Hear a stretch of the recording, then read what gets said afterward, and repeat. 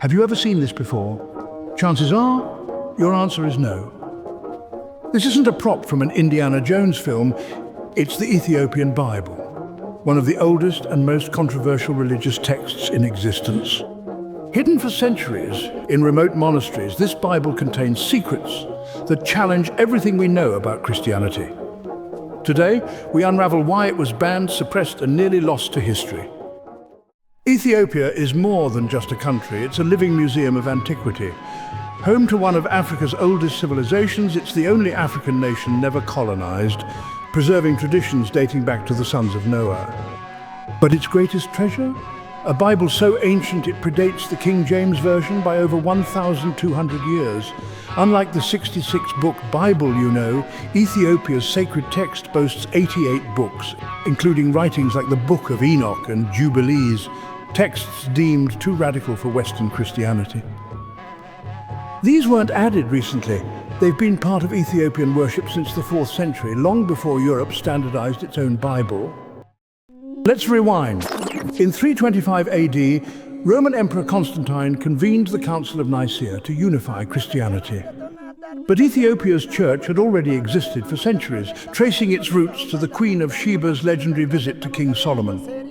Genetic studies in 2012 even found traces of Middle Eastern DNA in Ethiopians, supporting claims of their Solomonic lineage.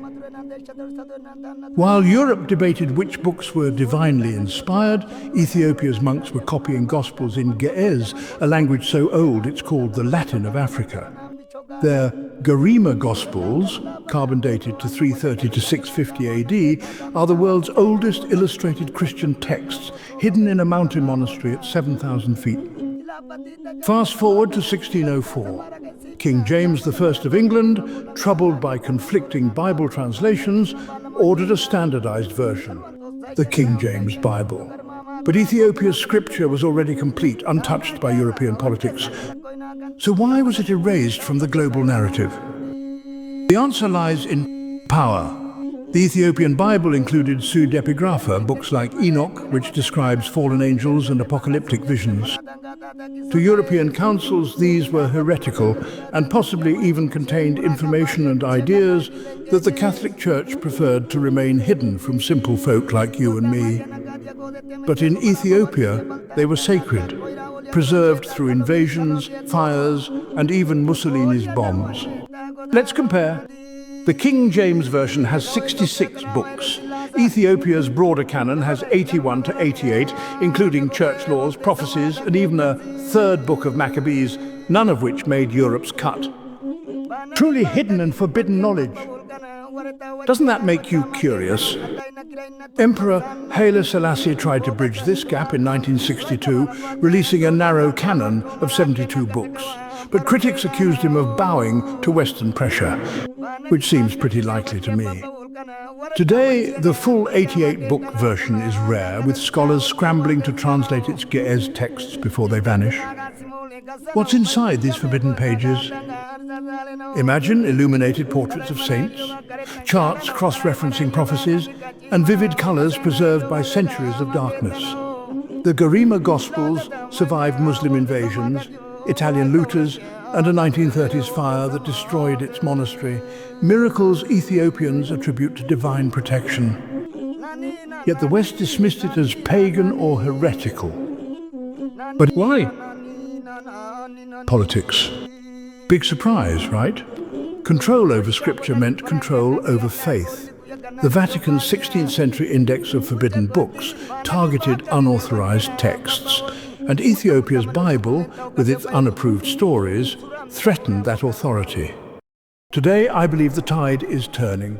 Scholars are racing to digitize Ethiopia's manuscripts, revealing insights into early Christianity. For instance, the Book of Enoch, quoted in the Bible's Jude, was only preserved in Ge'ez. Without Ethiopia, we'd have lost it forever. I mean, what would YouTube be without Enoch and the Nephilim? But challenges remain. Rastafarians have hijacked Ethiopia's legacy, misrepresenting its texts, while fake Ethiopian Bibles flood Amazon. Yet the Orthodox Church fights to preserve its heritage, one fragile page at a time. So why was the Ethiopian Bible banned? because it tells a story too powerful to control, a story of faith surviving empires, fires and censorship. In a world obsessed with singular truths, Ethiopia's Bible reminds us history is written by the victors but preserved by the resilient. Think about that for a second. What other secrets lie hidden in these ancient pages? Perhaps the answers will rewrite history itself. Until then, the mystery lives on. Keep searching, and why not question everything, my friends? Thanks for watching till the end. Like, subscribe, and explore the forbidden with us. May truth light your path. Peace.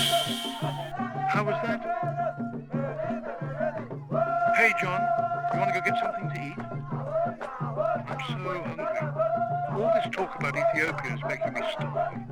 Let's get some bayai natu and injera.